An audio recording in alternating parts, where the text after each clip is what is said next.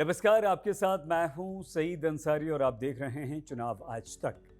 हाल ही में चुनाव आयोग ने ममता बनर्जी की टीएमसी, शरद पवार की एनसीपी और कम्युनिस्ट पार्टी ऑफ इंडिया यानी कि सीपीआई का राष्ट्रीय पार्टी का दर्जा खत्म कर दिया। इस निर्णय के बाद बाकी दलों ने कोई विशेष प्रतिक्रिया नहीं दी, लेकिन ममता बनर्जी की पार्टी चुनाव आयोग के इस निर्णय को जल्द ही अदालत में चुनौती दे सकती है।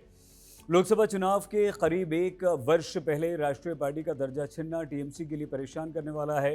पार्टी आगामी लोकसभा चुनावों में खुद को बड़ी भूमिका में देख रही थी। शत्रुघ्न सिन्हा जैसे नेता ममता बनर्जी को पीएम पद का दावेदार बता रहे थे, लेकिन गोवा और त्रिपुरा विधानसभा चुनाव में कुछ विशेष प्रदर्शन न कर पाने के कारण पार्टी की चुनौतियां बढ़ी हुई थीं। ऐसे में राष्ट्रीय पार्टी का दर्जा छीनने से मुश्किलें और बढ़ गईं।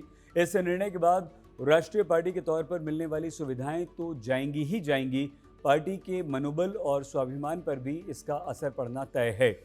इससे विपक्ष की एक छत्र नेता के रूप में खुद को प्रोजेक्ट करने की ममता की मुहिम पर ब्रेक लगेगा। साथ ही मुखर होकर राष्ट्रीय स्तर के मुद्दों पर वो पहले की तरह आवाज भी नहीं उठा पाएंगी।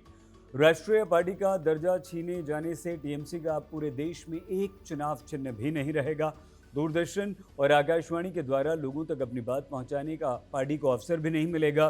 टीएमसी के उम्मीदवारों को नामांकन दाखिल करने के दौरान एक से अधिक प्रस्तावक की जरूरत होगी। दिल्ली में दफ्तर खोलने के लिए सरकारी जमीन या बंगला नहीं दिया जाएगा। किसी चुनाव में स्टार प्रचारकों की संख्या सिर्फ 20 होगी, लेकिन पार्टी के लिए सबसे अधिक चिंता कमाई को लेकर है। कमाई के मामले में टीएमसी देश में भारतीय जनता पार्टी के बाद दूसरी सबसे बड़ी पार्टी है। 2021-22 में टीएमसी को इलेक्टोरल बॉन्ड्स के द्वारा 528 करोड़ रुपए की कमाई हुई थी। राष्ट्रीय पार्टी का दर्जा खत्म हो जाने के बाद टीएमसी की इस कमाई पर ग्रहण लग सकता है।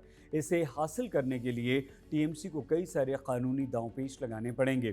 टीएमसी ने चुनाव आयोग के इस निर्णय पर आपत्ति व्यक्त की। उसका आधार यह है कि 2016 में कानून बदला गया है और इसी समय टीएमसी को राष्ट्रीय पार्टी का दर्जा मिला। नए कानून के अनुसार पार्टियों के स्टेटस पर 10 वर्ष बाद रिव्यू होना था, यानी 2026 तक टीएमसी से राष्ट्रीय पार्टी का दर्जा वापस नहीं लिया जाना चाहिए। ऐसे में अब देखने वाली बात यह होगी कि टीएमसी का आगे क्या स्टैंड रहता है। लेकिन पश्चिम बंगाल में विपक्षी पार्टियां इसे लेकर ममता पर हमलावर हैं। बीजेपी नेता दिलीप घोष ने कहा, चुनाव आयोग को टीएमसी को अपने नाम में ऑल इंडिया का इस्तेमाल करने की अनुमति नहीं देनी चाहिए। कोई भी जबरन और पैसा खर्च करके राष्ट्रीय पार्टी नहीं बन सकता। तो वहीं कांग्रेस नेता अधीर रंजन चौधरी ने कहा कि कांग्रेस की कीमत पर पश्चिम बंगाल में टीएमसी का विस्तार हुआ। वो दूसरे राज्यों में भी कांग्रेसी नेताओं को अपनी पार्टी में शामिल कराकर आधार बढ़ाने का सपना देख रही थी, लेकिन अब राष्ट्रीय पार्टी का दर्जा चला गया तो उसकी कोई अहमियत नहीं रह जाएगी। वैसे एक बात साफ है कि चुनाव आयोग के इस निर्णय से ममता बनर्जी और टीएमसी की राष्ट्रीय विस्तार की नीति को झटका लगा। बंगाल से बाहर दूसरे राज्यों में जाने का तृणमूल का सपना सफल नहीं होता दिख रहा। कुछ समय पहले जब ममता अखिलेश से मिली तो ऐसा लगा विपक्षी दलों की साझा लामबंदी में वो महत्वपूर्ण भूमिका निभाएंगे, लेकिन अब इस मामले में नीतीश ने ममता को पीछे छोड़ दिया। राष्ट्रीय पार्टी का दर्जा छीनने के बाद विपक्षी नेता शायद ममता की बात को पहले जैसा महत्व न दें। ऐसे में ममता के लिए अब मुश्किल।